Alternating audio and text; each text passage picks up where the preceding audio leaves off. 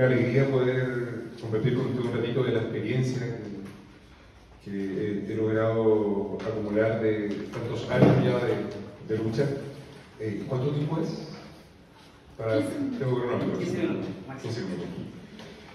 Bueno, entonces ir llegando rápidamente para no... Sí, contarles que ser alcalde es una ocupación muy enajenante. Enajenante porque en la práctica uno tiene mucho poder sobre las personas y sobre un montón de recursos que son muy arbitrarios.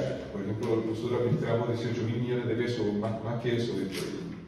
Y cualquier error nos puede costar no solo el cargo, sino muchos daños a otras personas también. Y por eso siempre ha sido interesante cómo Jesús se relaciona con el poder político, y en el caso de su época también el poder religioso, que también era político, en un contexto de dominación, ¿cierto?, de los romanos en Israel. Y cómo él mantenía mucho la calma, la cordura, y tomaba decisiones muy acertadas y principalmente muy éticas. Y es súper interesante el caso de Daniel, porque él también se enfrentaba a decisiones donde él trataba de poner la ética por sobre todo. Y el caso del poder político es muy enajenante porque uno va viendo cómo la gente se va transformando.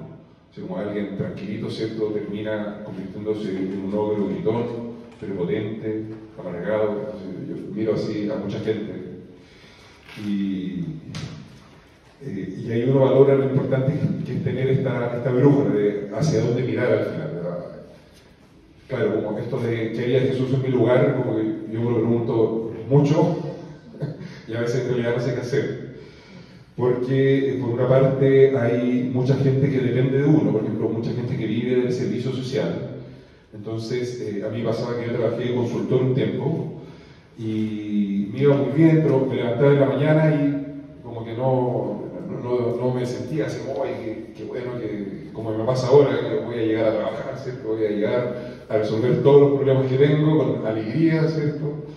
Lo voy a hacer de la mejor manera que pueda, y ahora sí siento eso, y eso es interesante, que te lleva a cuestionar las cosas que haces, si lo que yo hago realmente me hace feliz o no, y si tiene algún sentido ético para mí o no.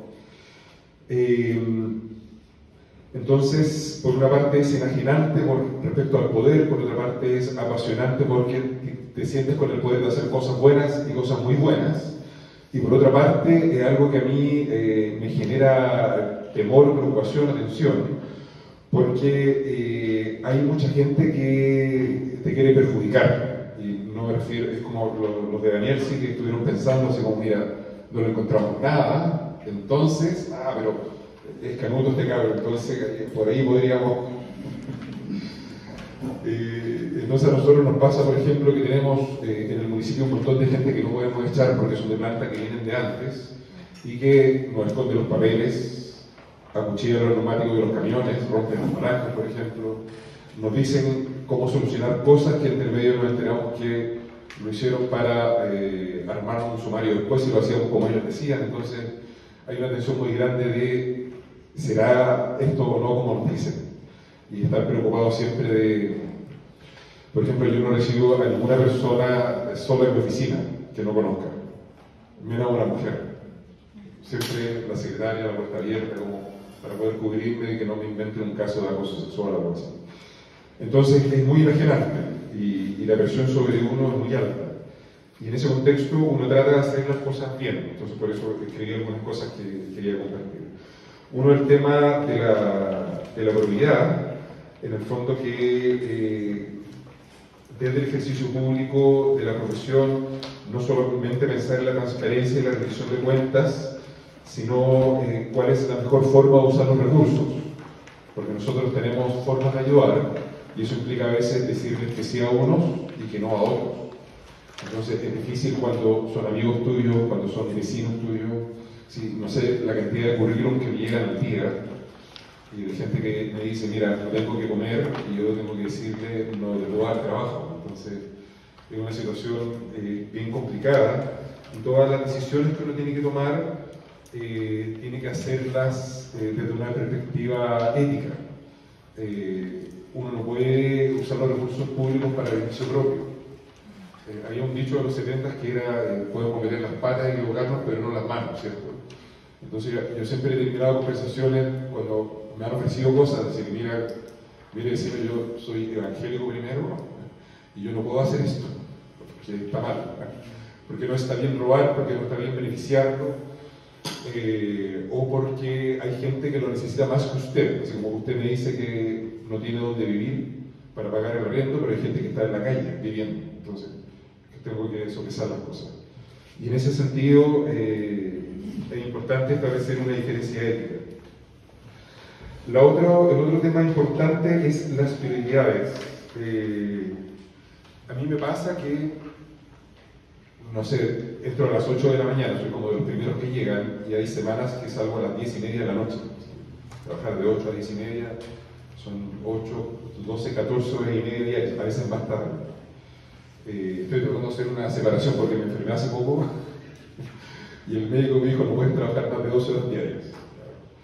Y es súper importante tener las prioridades, y eso tiene que ver con también una brújula ética, preguntarse cuáles son las cosas que realmente hacen una diferencia en la vida de las personas, gente que lleva mucho tiempo esperando una solución de todo tipo.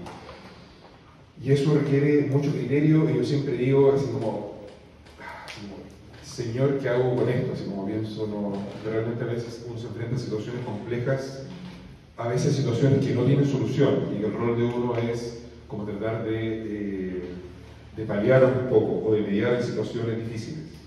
Y en ese sentido es importante siempre tener el sentido ético claro de identificar al sujeto que más necesita la ayuda de uno, como para ser un agente transformador. Otra cosa importante que desde lo valórico que sustenta el ejercicio de la profesión tiene que ver esta capacidad de evaluar.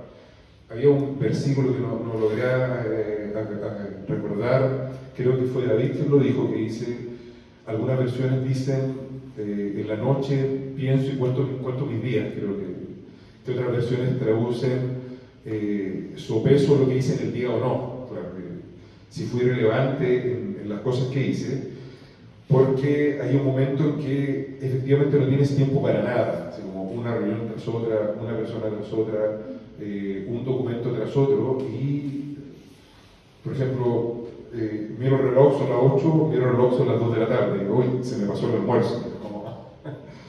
Entonces es importante esta perspectiva de sopesar lo que uno hace.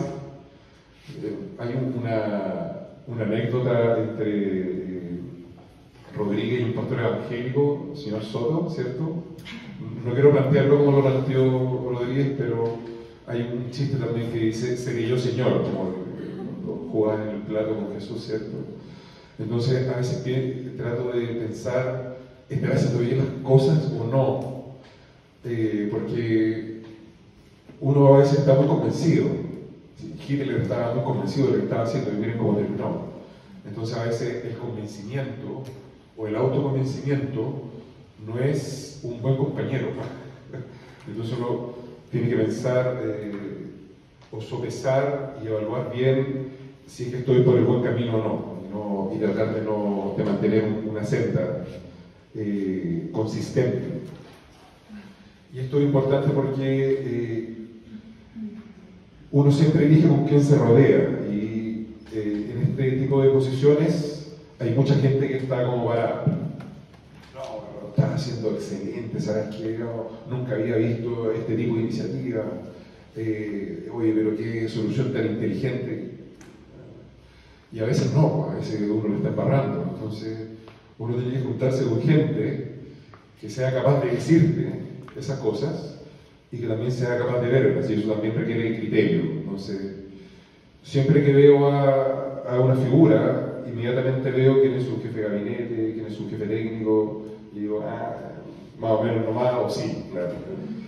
Y trato de elegir con quién juntarme, o con quién acercarme más. Y va a sonar ridículo, pero planifico mi almuerzo semanalmente. Así como podríamos contar con esto mañana. Y es importante eso, rodearse de gente que sea capaz de mostrarte algo. Excelencia, claro, eso en el GIU quizás medio, ya es como un paradigma, así como hacer las cosas bien, con lo que uno tiene, ser prolijo, también es importante, y ser reconocido en eso, como la relación de que una persona llegue a darse cuenta de que uno hace bien porque tiene una motivación ideológica que tiene que ver con una ideología, que en este caso el cristianismo. Es como, si eres cristiano, tienes que tratar de hacer las cosas bien, por lo menos, profesionalmente, como un mínimo. La otra pregunta que me pidieron responder es cómo estás siendo un agente transformador en tu trabajo.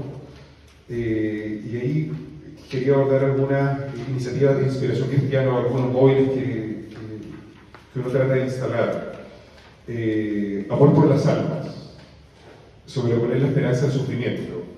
En general, los funcionarios públicos no son burócratas, es decir, el papel es lo más importante, la responsabilidad administrativa, no las formas de encontrar soluciones. Entonces, uno trata de transmitir de que lo importante es la gente, el vecino que sufre. Ser funcionario público es un privilegio más que un derecho, porque los funcionarios, por ejemplo, he tenido reuniones de mucho tiempo y con presiones del estilo, queremos un bono de tanta plata. Y yo digo, oiga, ni siquiera es legal esto, ¿cómo está bien? Y situaciones como, si yo le doy esto a usted, significa renunciar a tener 2 médicos más en un CESFAM. Entonces, hay una cultura instalada de invisibilizar al otro, y en ese sentido, hay, por una parte, mucha gente que sufre, mucha gente que no tiene para comer, que tiene problemas de subsistencia, que vive situaciones de violencia, gente que no puede salir a la calle porque si sale te dispara el narco vecino tuyo porque lo denunciaste por algo. Entonces nosotros tenemos que tratar de mirar las cosas en perspectiva y tratar de, uno no va a poder solucionar todas las cosas, pero sí, como decía la canción, ¿cierto?, tratar de llevar algo de esperanza. De llevar esperanza a gente que vive en un contexto de mucho desamparo, gente que no tiene condiciones materiales, que no tiene convicciones a veces, o que no ve un futuro, feliz. Si miramos los indicadores